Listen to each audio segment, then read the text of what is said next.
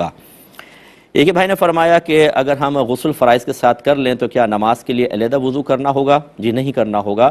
نبی کریم صلی اللہ علیہ وسلم کے بارے میں منقول ہے کہ آپ غسل فرماتے تھے اور اس کے بعد وضو نہیں کرتے تھے، کیونکہ آپ کا طریقہ یہ تھا کہ پہلے آپ وضو فرماتے پھر غسل فرماتے، اور فرض کر لیں کہ اگر کوئی وضو کرے ہی نہیں تو پانی جو ہے اللہ تبارک و تعالی نے فی نفسہ یعنی بذات خود پاک کرنے والا بنایا ہے۔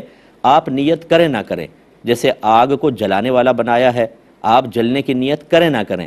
اگر آپ یہ کہیں کہ میں جلنا نہیں چاہتا ہوں، نیت میری یہ نہیں ہے، اور آگ میں ہاتھ ڈال دیں تو کیا آگ آپ کو جلائے گی؟ نہیں، بالکل جلائے گی، اس لیے کہ اللہ تعالیٰ نے اس میں جلانے کا وصف رکھا ہے۔